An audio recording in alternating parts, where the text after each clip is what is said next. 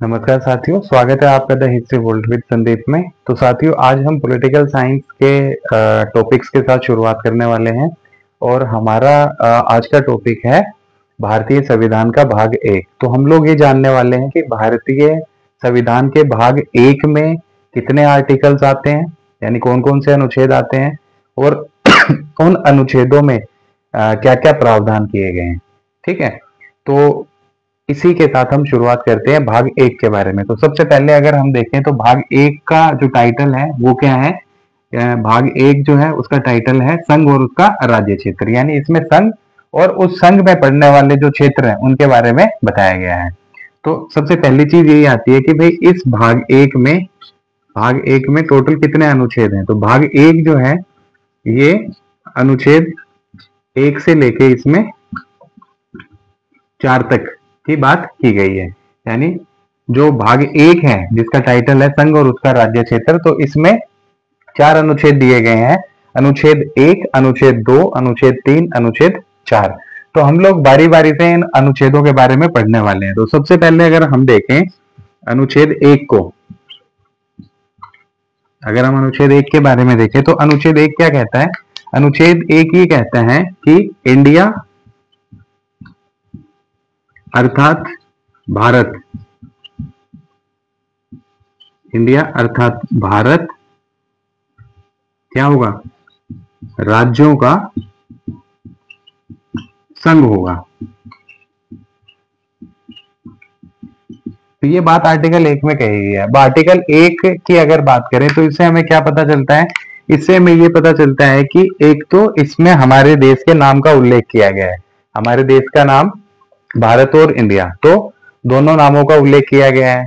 अब इस बात के लिए अगर हम थोड़ा सा संविधान सभा की बैठकों की तरफ ध्यान दें तो देश के नाम को लेके किसी प्रकार का कोई मतभेद नहीं था, किसी प्रकार का कोई भी असहमति नहीं थी। कुछ पारंपरिक लोग थे जो चाहते थे कि भाई जो नाम अभी तक चलता हुआ आ रहा है भारत वही रहे, कोई बदलाव करने की जरूरत नहीं है। और कुछ आधुनिक सोच वाले लोग थे जिनका ये कहना था कि भाई इंडिया नाम का उल्लेख भी किया जा सकता है। तो दोनों ही समूहों में इस बात को लेके कोई मतभेद नहीं हुआ, दोनों ही समूह सहमत थे। आधुनिक वालों ने कहा कि भारत भी कह सकते हैं, इंडिया भी कह सकते हैं, और पारंपरिक सोच के जो सदस्य थे उस समय संविधान सभा में, उन्होंने कहा कि भाई भारत भी कह सकते हैं और इंडिया भी कह सकते हैं। तो कोई आपसी वाद विवाद या असहमति न होने के चलते क्या लिखा गया कि इंडिया अर्थात भारत। ठीक है, तो ये क्या है, तो इसमें लिखा गया कि भाई ये जो है क्या है, ये राज्यों का एक संघ है। भारत क्या है, भारत राज्यों का एक संघ होगा। तो इससे एक चीज तो हमें हमारे देश के नाम के बारे में पता चलता है कि इसका उल्लेख आर्टिकल 1 में है। दूसरा हमें यह पता चलता है कि ये जो संघ बना ये किससे मिलके बना, तो ये राज्यों से मिलके बना था। ठीक है, और इसमें इस एक बात का प्रावधान था कि ये जो राज्य है इस संघ का हिस्सा है, ये भविष्य में कभी भी संघ से अलग नहीं हो सकते हैं। ठीक है, तो संघ से अलग होने का कोई भी प्रावधान नहीं है। इन राज्यों को हमेशा इस संघ के साथ जुड़ के ही रहना पड़ेगा। तो ये आर्टिकल 1 डील करता है इस चीज के साथ में। अब अगर हम देखें आर्टिकल 2, अनुच्छेद 2 की अगर हम चर्चा करें तो अनुच्छेद 2 क्या कहता है। अनुच्छेद 2 ये बात कहता है कि जो नए राज्य हैं उन नए राज्यों का संघ में विलय कैसे होगा। तो नए राज्यों को संघ में, नए राज्यों को संघ में मिलाने का या मिलाने की शक्ति संसद के पास में है।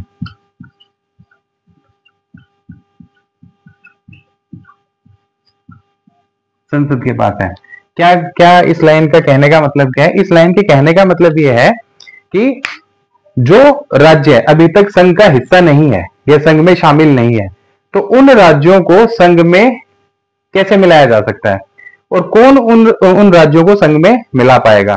तो ऐसे राज्य जो उस समय तक संघ का हिस्सा नहीं थे, उन राज्यों को संघ में मिलाने का अधिकार सिर्फ और सिर्फ पार्लियामेंट के पास में था, सिर्फ और सिर्फ पार्लियामेंट के पास में है और सिर्फ संसद के पास में है। तो ऐसे राज्य जो संघ का अभी तक हिस्सा नहीं है, उन राज्यों को संघ में मिलाने की शक्ति किसके पास में है, संसद के पास में है। ये बात कही गई आर्टिकल 2 के अंदर। अब हम अगर आर्टिकल 3 को देखें तो आर्टिकल 3 क्या कहता है? आर्टिकल 3 ये कहता है कि भैया नए राज्यों का गठन, नए राज्यों का गठन करने की शक्ति,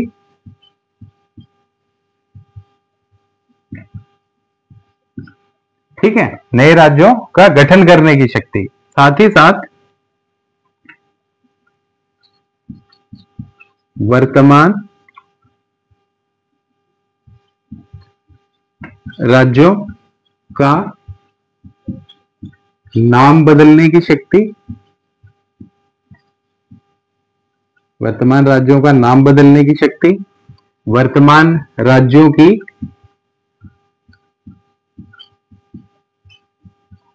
सीमाओं को बदलने की शक्ति,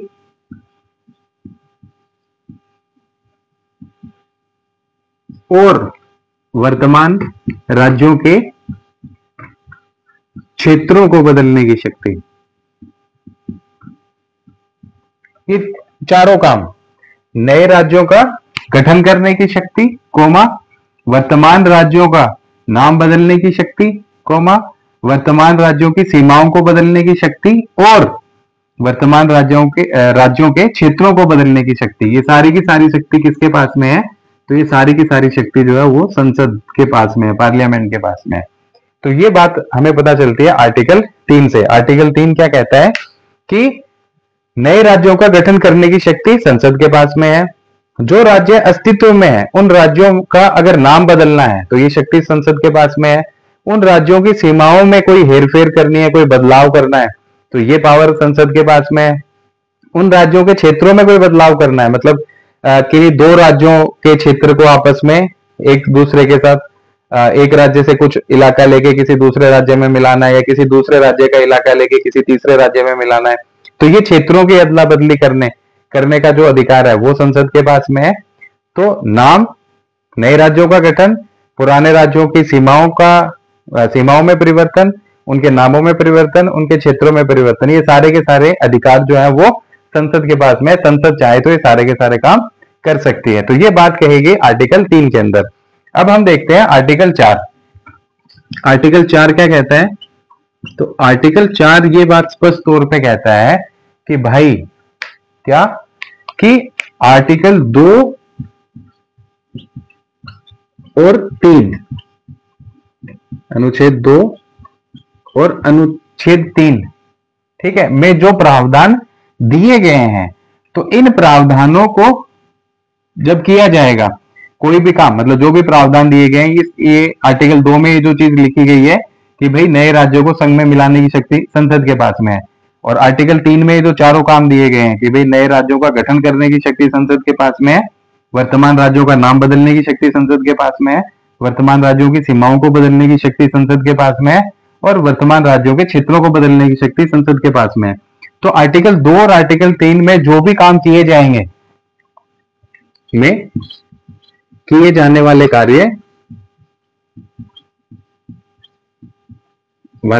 कार्य अनुच्छेद 368 के तहत नहीं माने जाएंगे। क्या मतलब है इसका? तो अनुच्छेद 368 का क्या मतलब है साथियों? अनुच्छेद 368 में किस चीज का प्रावधान है? तो यहां प्रावधान है संविधान संशोधन का।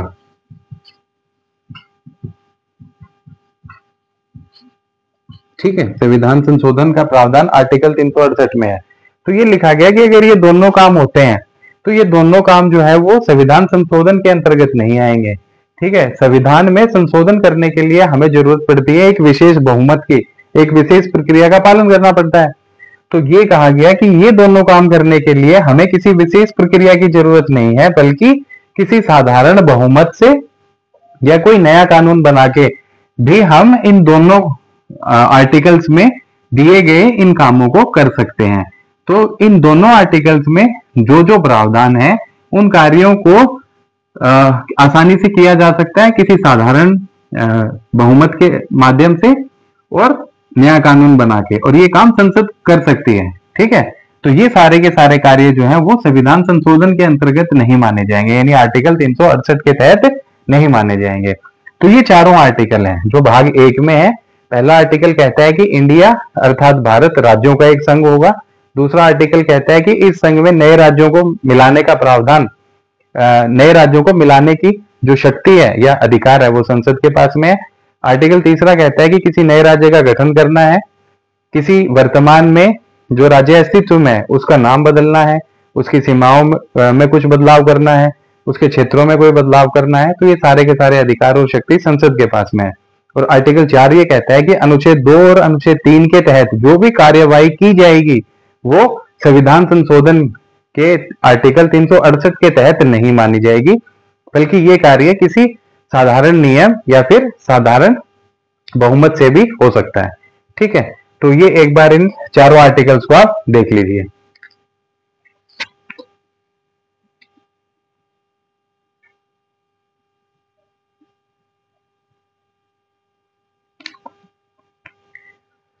अब चलते हैं आगे।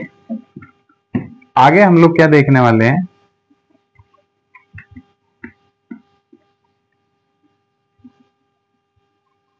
आगे हम देखने वाले हैं कि जब 1947 में 1947 में, ठीक है, भारत आजाद हुआ था, तो उस समय दो देश बने थे। एक भारत पहले से अस्तित्व में था और भारत से पाकिस्तान का जन्म हुआ था। तो 1947 में जब आजादी हुई तो देश का बंटवारा हुआ और पाकिस्तान हमारे देश से अलग हो गया था। ठीक है, इस दौर में 1947 की अगर बात करें तो आजादी के बाद में जो स्वतंत्रता अधिनियम 1947 का आया था, भारतीय स्वतंत्रता अधिनियम 1947, ठीक है, भारतीय स्वतंत्रता अधिनियम, इस कानून के तहत आजादी मिली थी। तो इसमें एक प्रावधान तो ये था कि भाई दो पृथक राज्य बनाए जाएंगे, पृथक राज्य बनेंगे, एक भारत, ठीक है, और दूसरा पाकिस्तान। आजादी से पहले अगर देखें तो भारत में दो तरीके के राज्य हमें देखने को मिलते हैं आजादी से पूर्व, यानी 1947 से इससे पहले क्या था, दो तरीके के स्टेट हमें देखने को मिलते हैं। एक तो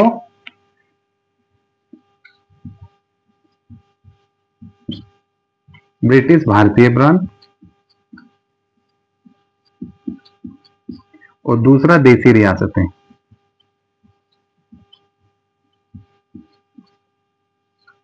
देसी रियासतें, ब्रिटिश भारतीय प्रांत मतलब जिनके ऊपर सीधा ब्रिटिश क्राउन का जो ब्रिटिश क्राउन के शासन डायरेक्ट कंट्रोल में थी, तो ऐसे क्षेत्र जिनके ऊपर डायरेक्ट अंग्रेजी सरकार का आधिपत्य था और वो उनके शासन के अधीन थी। दूसरा देसी रियासतें थी जिनके ऊपर शासन कौन कर रहा था, रजवाड़े, पर ये भी ब्रिटिश क्राउन के अधीन थे, ये भी ब्रिटिश क्राउन के अधीन थे। ठीक है, तो ये व्यवस्था थी 1947 से पहले, आजादी से पहले। ये दो तरीके के स्टेट जो हमें देखने को मिलते हैं, एक वो जिनके ऊपर सीधा अंग्रेजों के अधिकारियों का शासन था, जो सीधा अंग्रेजी रूल के अंतर्गत आते थे, और एक थी देसी रियासतें, ये भी अंग्रेजी रूल के अंतर्गत ही थी, लेकिन इनका ब्रिटिश क्राउन के साथ में अपना एक आपसी गठजोड़ या तालमेल चलता था। तो भारतीय स्वतंत्रता अधिनियम 1947 में क्या कहा गया, ये कहा गया कि भाई ये तो भारत का हिस्सा हो ही गए, इसमें से जो अलग करना था अलग करके पाकिस्तान बना दिया। देसी रियासतों को, देसी जो रियासतें थी, इन देसी रियासतों के पास में तीन विकल्प थे, इनको तीन ऑप्शंस दिए गए थे, तीन विकल्प। और वो तीन विकल्प क्या थे, तो एक विकल्प तो था कि भाई आप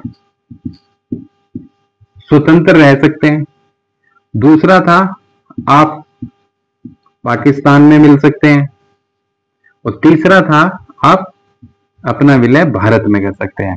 ठीक है, तो भारतीय स्वतंत्रता अधिनियम 1947 में एक तो ये कि दो पृथक राज्य बनाए जाएंगे, एक भारत एक पाकिस्तान, और दूसरी बात ये कही गई कि जो देसी रियासतें हैं उनके पास में तीन ऑप्शन है, या तो वो अपना स्वतंत्र अस्तित्व बनाए रख सकती हैं, या वो पाकिस्तान में अपना विलय कर सकती हैं, या फिर वो भारत में अपना विलय कर सकती हैं। ठीक है, अब देखें कि उस समय रियासतें कितनी थी, तो 552 रियासतें थी,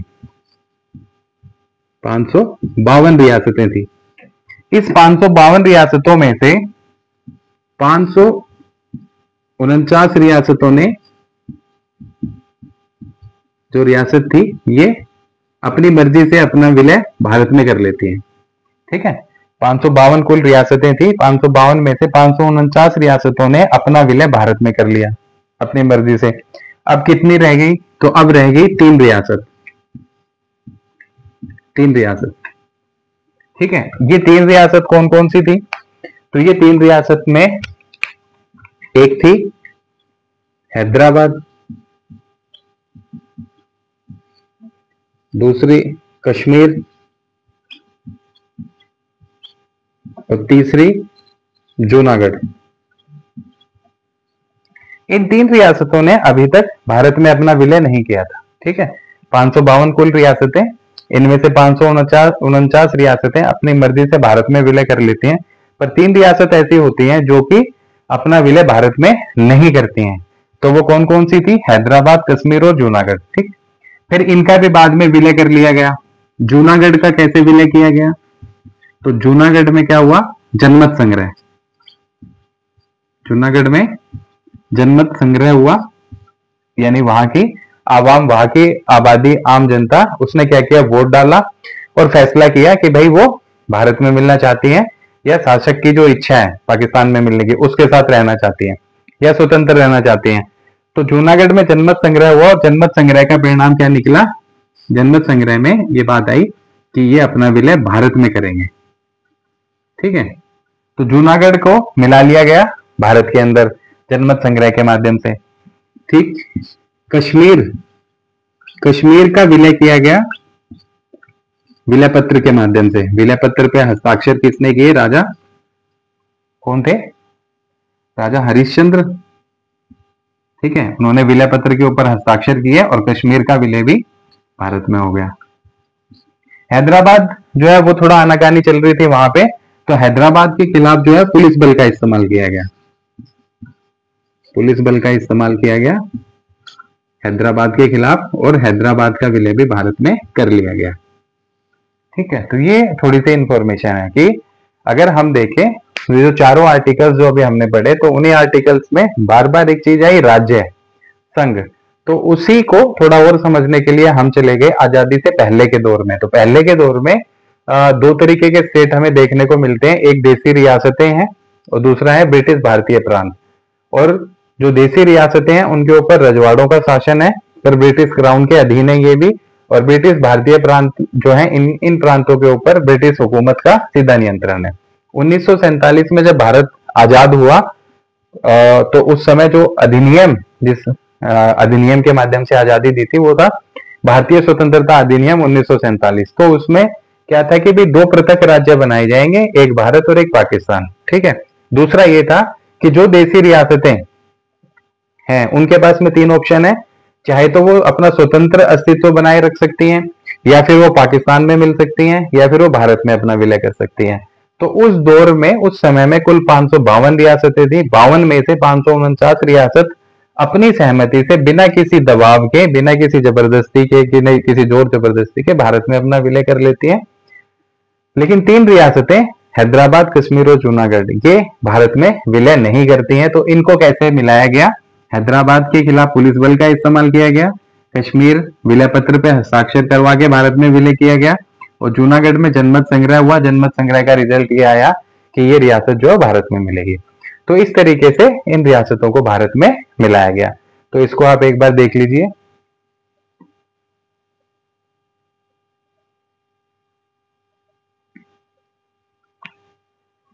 अब चलें आगे। अब हम देखते हैं 1950 1950 तक आते आते क्या बदलाव हो रहा है। ठीक है, तो आजादी के बाद में 1947 के बाद में, और जब भारत में 1950 में जब संविधान लागू हो जाता है, तो उस समय भारत में कितने राज्य थे, तो अगर हम बात करें 1950 की, ठीक है, इस दौर में भारत में कुल राज्य थे 29, ठीक है, कुल 29 राज्य थे। और 1950 तक एक तरीका था, तो ये 29 राज्य जो थे ना, ये 4 कैटेगरीज में बटे हुए थे, 4 श्रेणियों में बटे हुए थे। श्रेणी क, श्रेणी ख, श्रेणी ग और श्रेणी घ, ठीक है। तो 1950 में के दौर में अगर हम देखें तो भारत में कुल राज्यों की संख्या 29 थी, और ये जो 29 राज्य हैं इनको 4 श्रेणियों में बांटा गया था। तो इन 29 राज्यों का वर्गीकरण 4 श्रेणियों में किया गया था, और वो 4 श्रेणी कौन कौन सी थी? श्रेणी क, श्रेणी ख, श्रेणी ग और श्रेणी घ। श्रेणी क में वो राज्य थे, उन राज्यों को शामिल किया गया, श्रेणी क में उन राज्यों को शामिल किया गया जो आजादी से पहले गवर्नर के शासन में थे, ठीक है ना, आजादी से पहले जिनके ऊपर गवर्नर का शासन था, उनको रखा गया किसमें? श्रेणी क में।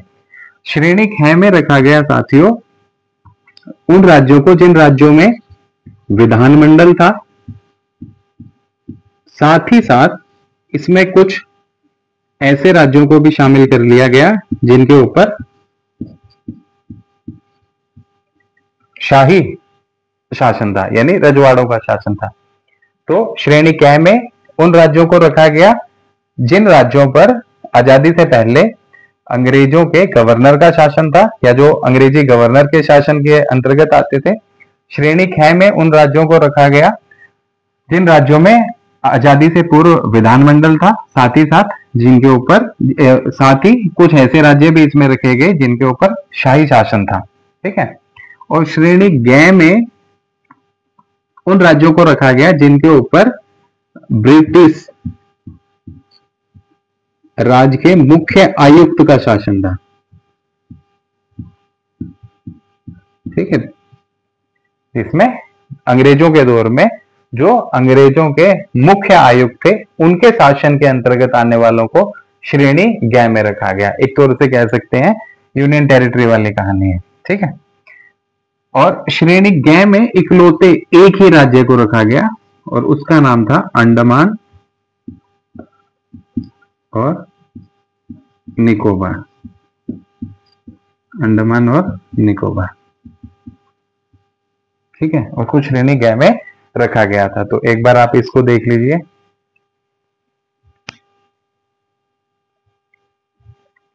अब जो श्रेणी क में राज्य थे, ठीक है, इसमें 9 राज्यों को रखा गया, श्रेणी ख में भी 9 राज्यों को रखा गया, और श्रेणी ग में 10 राज्यों को रखा गया, और इधर एक राज्य है। तो कुल मिला के अगर हम देखें तो 9 और 9 18 और 10 28 और 1 29, तो 29 राज्य थे। अब इसमें अगर देखें कौन कौन से राज्य थे श्रेणी क में, अगर यहाँ की बात करें तो साथियों इसमें असम, बंगाल, कौन सा? पश्चिम बंगाल, ठीक है, असम, बंगाल, उड़ीसा, बिहार, बंबई, मद्रास, संयुक्त प्रांत, कितने हो गए? 1 2 3 4 5 6 7 संयुक्त प्रांत, मध्य प्रदेश, ठीक है,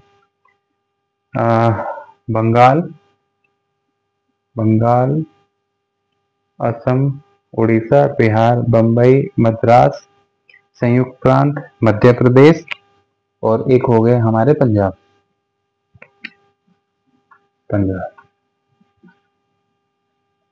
इन 9 राज्यों को रखा गया था श्रेणी क के अंदर। तो श्रेणी क में कौन कौन से हैं? तो श्रेणी क्या में देखा जाए तो बंगाल यानी पश्चिम बंगाल, बंगाल, बिहार, उड़ीसा और असम, ये तो एक ही तरफ है चारों। ठीक है, बंबई और मद्रास प्रेसिडेंसी थी, याद रह जाएगा। संयुक्त प्रांत, और संयुक्त प्रांत यानी बाद में जिसे उत्तर प्रदेश कहा गया, और मध्य प्रदेश और पंजाब। तो ये 9 राज्य शामिल किए गए थे श्रेणी क्या के अंदर। ठीक है, अब हम बात, अच्छा श्रेणी ग में एक ही था, अंडमान और निकोबार।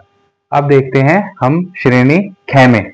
ख में जो राज्य शामिल थे उसमें एक था हैदराबाद, त्रावणकोर, कोचीन, ठीक है, मैसूर, हैदराबाद, त्रावणकोर, कोचीन, मैसूर, जम्मू और कश्मीर,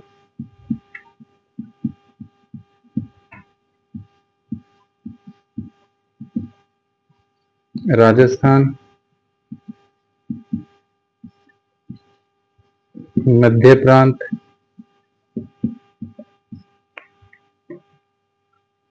ठीक है, हैदराबाद, त्रावणकोर, मैसूर,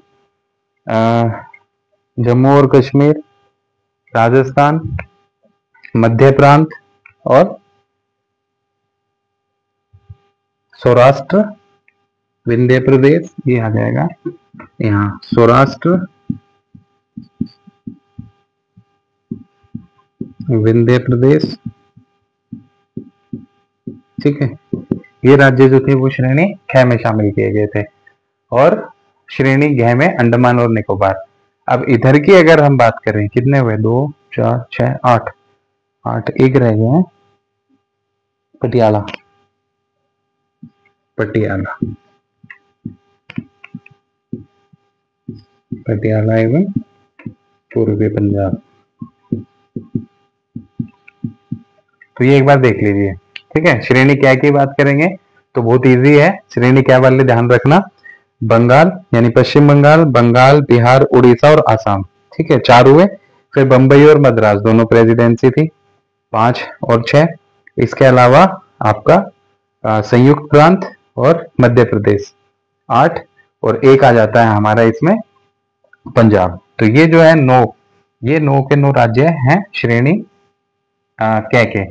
उसके बाद हम देखते हैं श्रेणी ख में कौन कौन से हैं। तो श्रेणी ख में नीचे से शुरुआत करते हुए हैदराबाद, त्रावणकोर, कोचीन और आपका मैसूर, हैदराबाद, त्रावणकोर, कोचीन और मैसूर, और उसके अलावा ऊपर से जम्मू एंड कश्मीर, पटियाला, राजस्थान, ये आ जाएंगे, जम्मू, राजस्थान और पटियाला। फिर बीच में मध्य प्रांत, सौराष्ट्र और विंध्य प्रदेश। ठीक है, तो ये भी 9 है, 2 4 6 7 8, हाँ 9। तो इनको एक बार आप लिख लीजिए।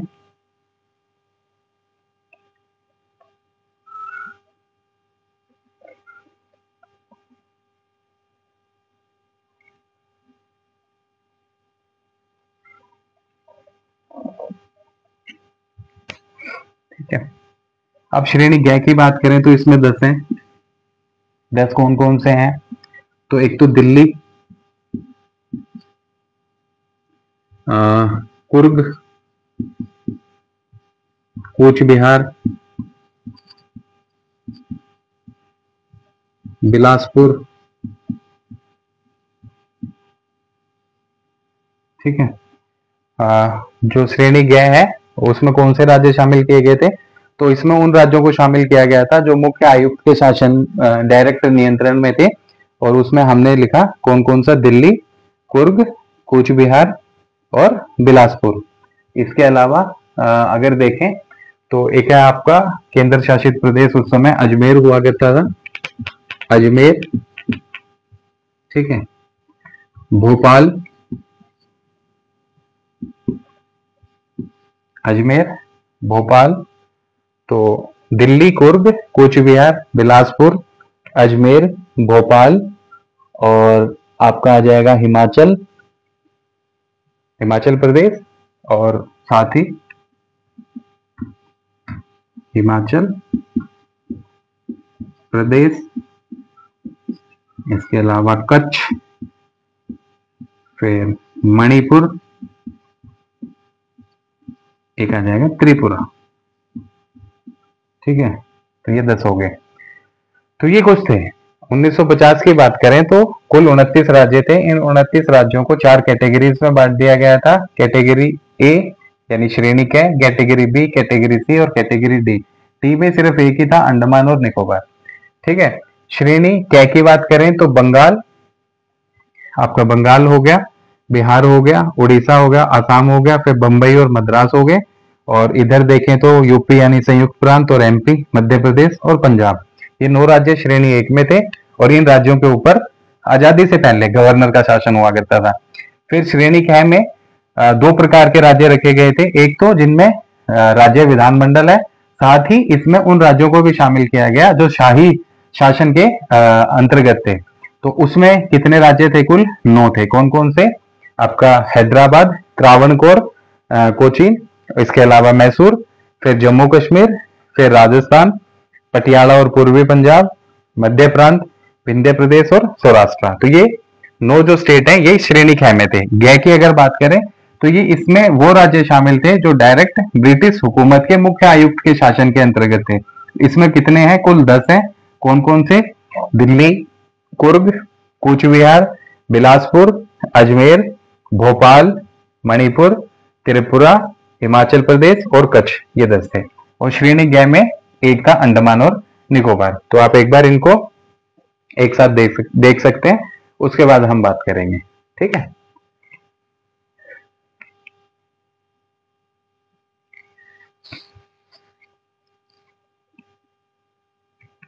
तो ये कहानी थी इन राज्यों की। अब हम बात करते हैं कुछ कमिटीज की, कुछ समितियों की चर्चा करने वाले हैं। अब देखा जाए तो 29 राज्य हैं, 29 राज्य हैं, अलग अलग राज्य हैं। कोई राज्य छोटा है, कोई राज्य बहुत ज्यादा बड़ा है। ठीक है, तो ऐसे में इन राज्यों का पुनर्गठन करने की जरूरत पड़ी थी। ठीक है, पुनर्गठन करना था। और पुनर्गठन का आधार क्या हो, इसको लेके भी संविधान सभा में डिबेट शुरू हुई थी। तो उसमें जो जोर शोर से दक्षिण भारत के एक जो सदस्य थे उन्होंने एक बात उठाई थी कि भाई जो राज्यों का पुनर्गठन किया जाए वो किया जाए भाषाई आधार पे। ठीक है, भाषा के आधार पे राज्यों का पुनर्गठन किया जाए, यानी एक राज्य एक भाषा, ये सिद्धांत होना चाहिए। एक राज्य के अंदर एक ही भाषा बोलने वाले लोग वो रहें।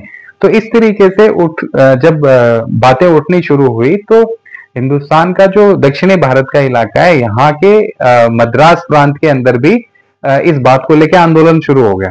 ठीक है, मद्रास में क्या आंदोलन शुरू हुआ कि मद्रास जो प्रांत था, जो मद्रास प्रांत था, इस मद्रास प्रांत के अंदर तमिल भाषी तमिल भाषाई क्षेत्र थे। यानी मद्रास प्रांत के अंदर ऐसे क्षेत्र थे जहां के रहने वाले लोग तमिल भाषा बोलते थे। तमिल भाषाई क्षेत्र थे मद्रास प्रांत के अंदर। और ये जो क्षेत्र थे ये डिमांड कर रहे थे कि भाई सारे तमिल भाषी जो क्षेत्र हैं उन क्षेत्रों को मिला के एक नए राज्य का गठन किया जाए। ये डिमांड चल रही थी। ठीक है, एक नए राज्य का गठन किया जाए। तो पुनर्गठन का तरीका क्या हो, ये सारी चीजें चल रही थी। तो उसी समय क्या होता है कि जून 1948 में, जून 1948 में एक कमेटी बनती है, एसके धर कमेटी। ठीक है, समिति, एसके धर समिति ये बनाई जाती है। किस लिए? कि भाई राज्यों का पुनर्गठन किस तरीके से हो, इस बात के लिए एक कमेटी बनाई गई, एसके धर कमेटी। और इस कमेटी ने अपनी रिपोर्ट पेश की थी दिसंबर 1948 में। ठीक है, दिसंबर 1948 में ये कमेटी अपनी रिपोर्ट पेश करती है। हमें देखना है कि भाई क्या रिपोर्ट पेश करती है। तो इस कमेटी ने सिफारिश की, क्या ये सिफारिश की कि भाई भाषाई आधार पे या भाषाई आधार पर राज्यों का गठन नहीं किया जा सकता है। भाषाई आधार पे राज्यों का गठन नहीं किया जा सकता है। इतना आसान नहीं है ये बात यहां से निकल के आती है। तो एस के धर कमेटी बनती है कब? 1948 के जून में, और दिसंबर 1948 में ये जो कमेटी है ये अपनी रिपोर्ट पेश करती है और ये कहती है कि भाई भाषाई आधार पर राज्यों का गठन नहीं किया जा सकता है, बल्कि प्रशासनिक, ठीक है, सुगमता के आधार पे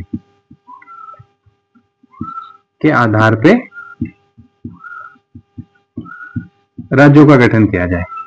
तो इस आधार पे नहीं होना चाहिए, बल्कि प्रशासन की सुगमता को देखते हुए प्रशासन को प्रभावी रूप से लागू करना है, इस आधार पे राज्यों का गठन किया जाए। तो ये बात किस कमेटी की रिपोर्ट में आती है? एस के धर जो कमेटी है उनकी रिपोर्ट, जो कि दिसंबर 1948 में आती है, इसमें पेश की गई। चलिए ठीक है। इसके बाद में एक और कमेटी बनाई जाती है, ये तो पहली थी, ठीक है। एक और कमेटी बनती है, उसका नाम था जेवीपी कमेटी, जेवीपी कमेटी, ठीक है। जेवीपी कमेटी कब बनी? तो भैया ये बनती है दिसंबर 1948 में, ठीक है। कुल कितने सदस्य थे? सदस्यों की बात करें तो इसमें 3 सदस्य थे। कौन कौन से 3 सदस्य थे? तो एक थे हमारे श्री जवाहरलाल नेहरू, ठीक है। एक सदस्य थे हमारे के.एम. पणिकर साहब, के.एम. पणिकर, और एक सदस्य थे हृदयनाथ कुंजरू, हृदयनाथ कुंजरू। तो दिसंबर 1948 में एक दूसरी कमेटी बनती है, वो कमेटी का नाम था जेवीपी, ठीक है। माफ कीजिएगा, जेवीपी, थोड़ा सा चेंज करते हैं इसको। ये दोनों सदस्य नहीं थे, जवाहरलाल नेहरू, वल्लभ भाई पटेल, सरदार वल्लभ भाई पटेल, और आपके पट्टाभी सीतारमैया, मैंने फजल अली समिति को बता दिया पहले, ठीक है। तो जेवीपी कमेटी बनती है दिसंबर 1948 में। सदस्य होते हैं 3, कौन कौन? जवाहरलाल नेहरू, वल्लभ भाई पटेल, पट्टाभी सीतारमैया। ये वाली जो कमेटी है ये अपनी रिपोर्ट पेश करती है, इसने अपनी रिपोर्ट पेश की, ठीक है। तो रिपोर्ट कब पेश करती है? तो इसने अपनी रिपोर्ट पेश की अप्रैल 1949 में, अप्रैल 1949 में जेवीपी कमेटी अपनी रिपोर्ट पेश करती है। और जो रिपोर्ट पेश की उसमें उन्होंने एक चीज को तो मान लिया, क्या? कि भैया भाषाई आधार पे तो पॉसिबल नहीं है, भाषाई आधार पे राज्यों का गठन नहीं हो सकता है, ठीक है। तो कैसे हो सकता है? तो भाई राज्यों के गठन के लिए जरूरत किस चीज की है? तो राज्यों के गठन के लिए जरूरत है प्रशासनिक सुगमता को ध्यान में रखने की, ठीक। तो जैसे ही जेवीपी कमेटी की रिपोर्ट आती है, और ये रिपोर्ट भी इस बात को एक्सेप्ट करने से मना कर देती है कि हाँ भाषा के आधार पर राज्यों का गठन किया जाना चाहिए। जब इस बात को डिनाई कर दिया जेवीपी कमेटी ने, तो क्या हुआ? हमारे महानुभाव स्वतंत्रता सेनानी कांग्रेस के एक कार्यकर्ता, जिनका नाम था पोटी श्री रामुलु, ठीक है। पोटी श्री रामुलु कौन है? ये भारत के स्वतंत्रता सेनानी भी, साथ ही साथ कांग्रेस के कार्यकर्ता भी थे। तो इन्होंने क्या किया? इन्होंने भूख हड़ताल शुरू कर दी, भूख हड़ताल इन्होंने शुरू कर दी, और कहते हैं कि 56 दिन की भूख हड़ताल के बाद में इनका निधन हो जाता है। और जैसे ही इनके निधन की खबर चारों तरफ फैलती है, खास तौर से उन राज्यों में फैलती है जिन राज्यों के लोग भी भाषाई आधार पे अलग, यानी सेपरेट राज्य की डिमांड कर रहे थे, जैसे ही उन राज्यों तक इनके निधन की न्यूज पहुंचती है, तो जनता के अंदर आक्रोश बढ़ जाता है और वो सरकार का विरोध करना शुरू कर देते हैं, और भाषाई आधार पे नए राज्यों के गठन के लिए मांग को जोर शोर से सरकार तक पहुंचाना शुरू कर देते हैं। और इनके निधन के बाद में कहीं ना कहीं सरकार के ऊपर भी दबाव पड़ता है, और उसी दबाव के चलते, ठीक है, क्योंकि ये डिमांड किस चीज की कर रहे थे? ये कर रहे थे कि मद्रास प्रांत के अंदर जो तमिल भाषी क्षेत्र हैं उन क्षेत्रों को अलग करके एक नया राज्य बनाया जाए। तो फिर इस चीज को मान लिया गया, पर माना कब गया? भूख हड़ताल के बाद। भूख हड़ताल हुई 56 दिन तक और उसके बाद इनका निधन हो गया। तो कब माना गया? जब इनका निधन हो गया। तो इनके निधन के बाद में क्या एक नई चीज निकल के आई? वो ये निकल के आई कि 1953 में आंध्र प्रदेश 1953 में आंध्र प्रदेश देश का पहला राज्य बनता है जिसका गठन भाषाई आधार पर हुआ था।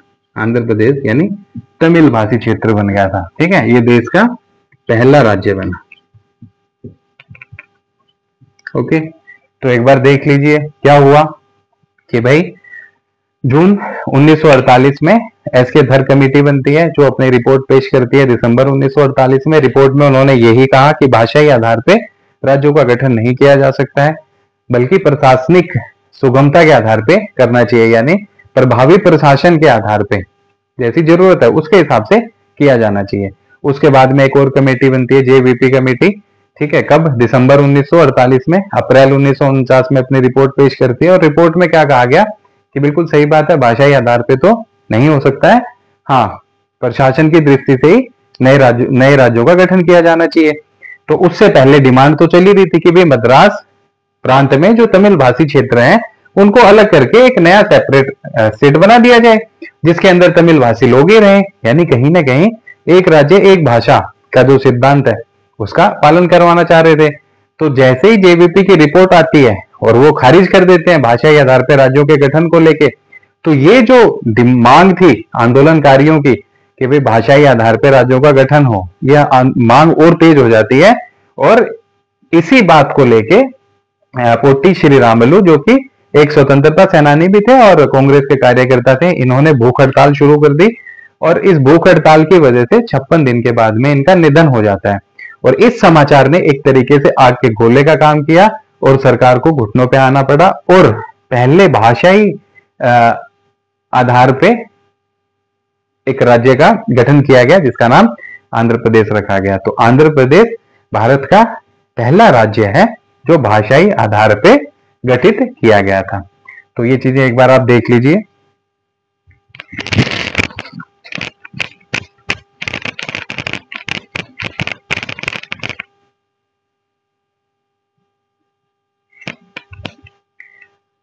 इसके बाद हम लोग देखने वाले हैं एक और कमेटी के बारे में।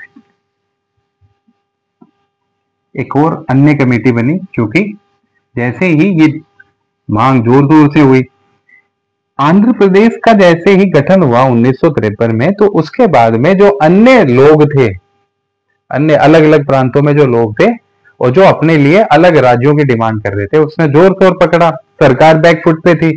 सरकार ने क्या किया, फिर अब इस चीज के लिए एक अन्य समिति का गठन किया और उसका वो समिति थी फजल अली आयोग।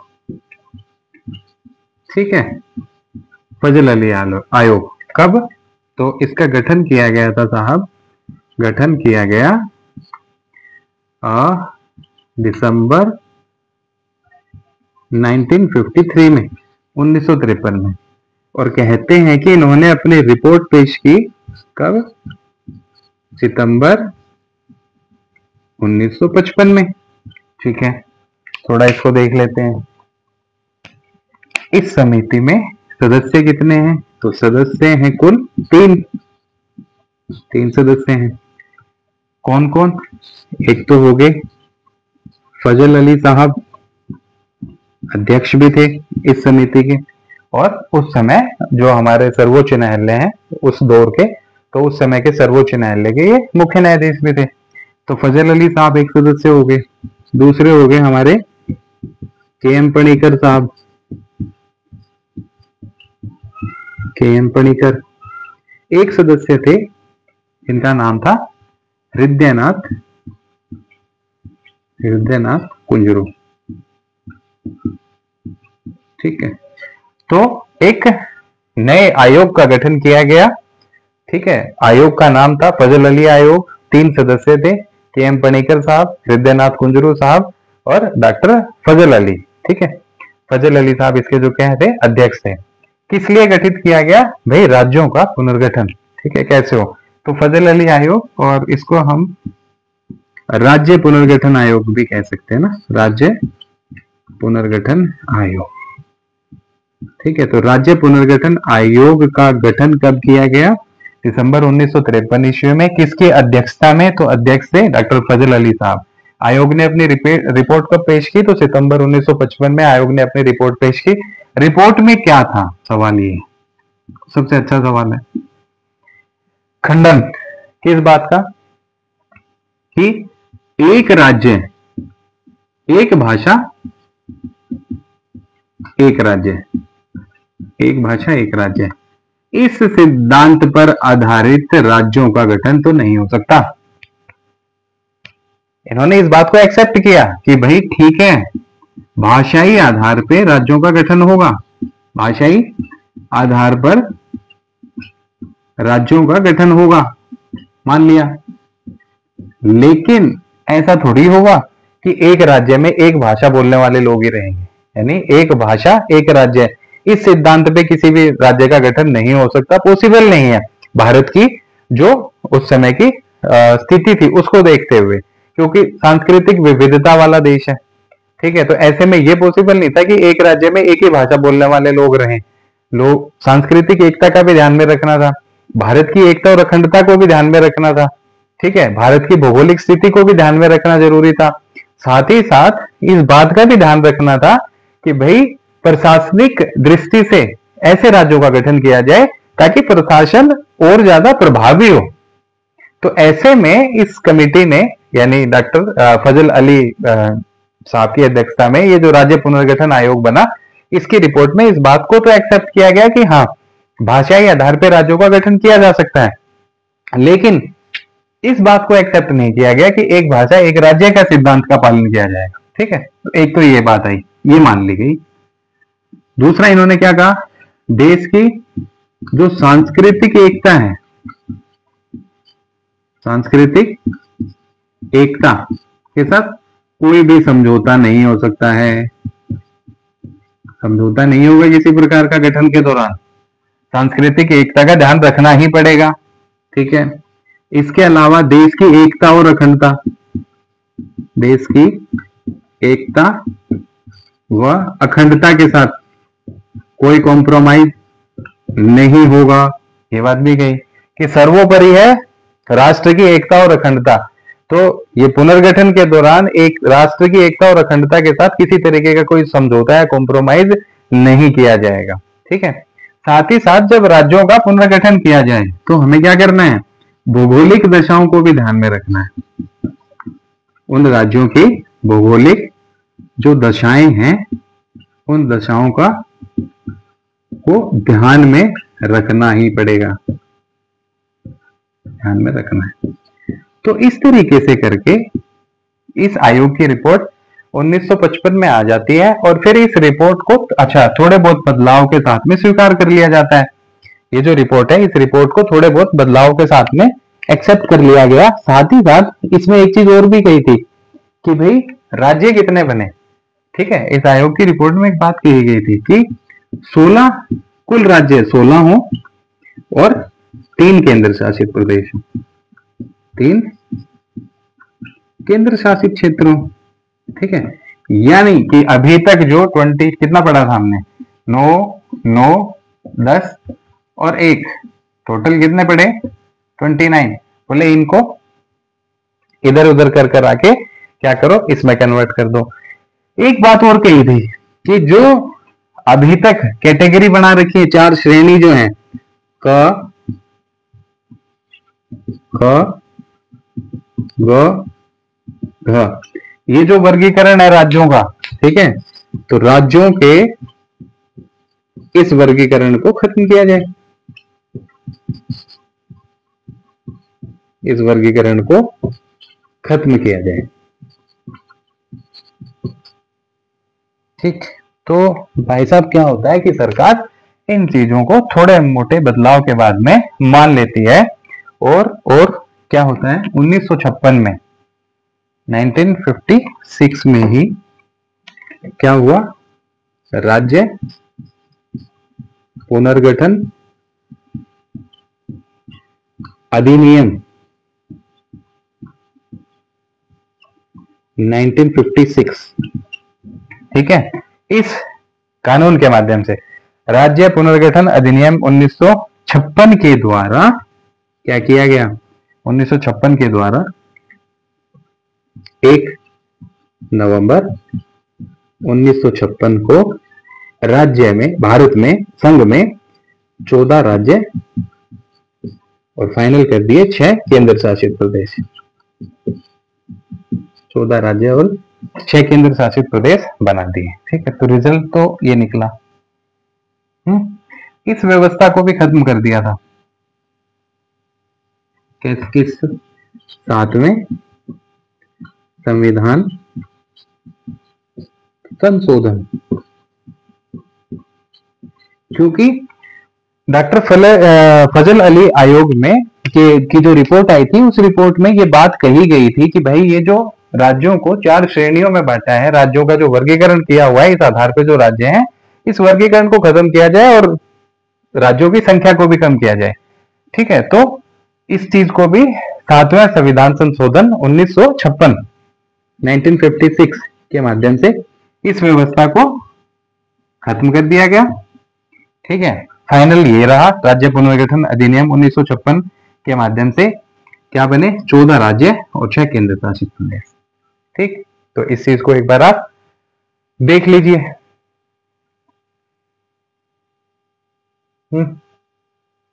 तो ये था हमारा आज का विषय। हमने पढ़ा संविधान के भाग 1 के बारे में, और उसमें हमने जाना कि संघ और उसका राज्य क्षेत्र, इसका वर्णन है। 4 आर्टिकल है। आर्टिकल 1 में क्या कहा गया, 1 में कहा गया कि भारत, इंडिया अर्थात भारत राज्यों का एक संघ होगा। आर्टिकल 2 में कहा गया कि नए राज्यों का प्रवेश संघ में संसद करवा सकती है। आर्टिकल 3 में कहा गया कि नए राज्यों का गठन करना, पुराने राज्य, जो राज्य अस्तित्व में है, उन राज्यों की सीमाओं में कोई बदलाव करना है, उन राज्यों के क्षेत्रों में कोई बदलाव करना है, उन राज्यों के नामों में कोई बदलाव करना है। तो ये अधिकार किसके पास में है, संसद के पास में। और आर्टिकल 4 में ये बात कही गई कि भैया आर्टिकल 2 और 3 के तहत जो भी बदलाव होंगे, जो भी कार्रवाई होगी, वो संविधान संशोधन के तहत नहीं आएगी, यानी आर्टिकल 368 के तहत नहीं आएगी, बल्कि ये दोनों आर्टिकल्स में जो काम दिए गए, इनको साधारण बहुमत के माध्यम से किया जा सकता है या कानून कोई नया बना के किया जा सकता है। पर चूंकि संविधान संशोधन के लिए तो एक विशेष बहुमत की प्रक्रिया का पालन करना पड़ता है, तो ऐसे में 368 के तहत ये चीजें नहीं आएगी।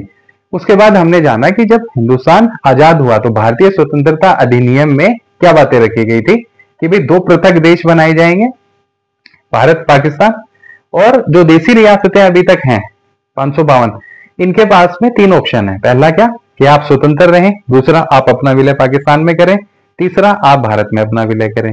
तो 552 रियासतें थी, 549 को सहमति से, हंसी खुशी, बिना किसी दबाव के भारत में अपने आप का विलय कर लेती हैं।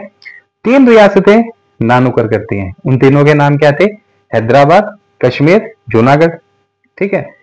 जूनागढ़ को मिलाया गया, कैसे, जनमत संग्रह करवाया गया, वहां का रिजल्ट निकला, जनता ने कहा भारत के साथ जाएंगे, भारत में विलय कर लिया गया जूनागढ़ का। कश्मीर, राजा साहब परेशान हुए, आक्रमण का खतरा था, कबायली आक्रमणों का, तो डर के मारे उसके बाद में उन्होंने जो है विलय पत्र पे हस्ताक्षर किए कि भैया स्वतंत्र अस्तित्व तो पॉसिबल नहीं है, पाकिस्तान के साथ जाना नहीं है, ऑप्शन बचता है इंडिया, आई एम एग्री।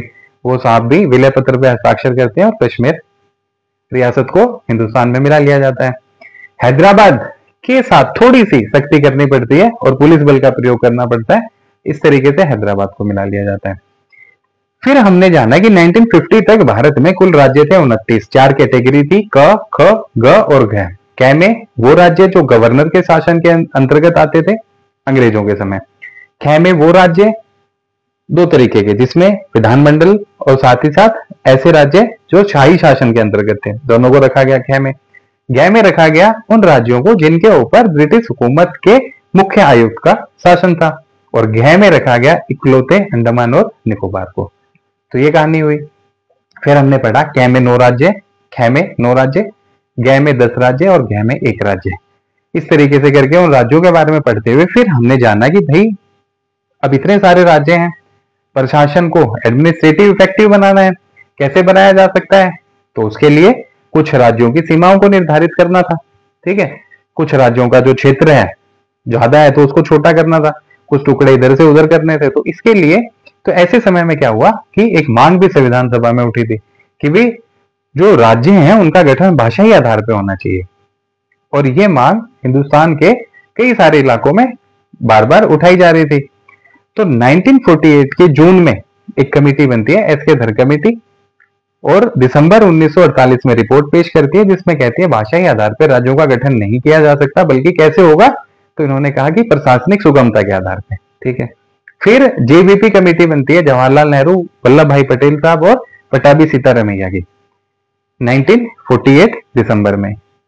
1949 अप्रैल में रिपोर्ट आती है, इन्होंने भी कहा भाषाई आधार पर राज्यों का गठन नहीं होगा, सुगमता देखनी पड़ेगी, प्रशासनिक जहां प्रशासनिक लाभ होगा उस आधार पर बनाए जाएंगे।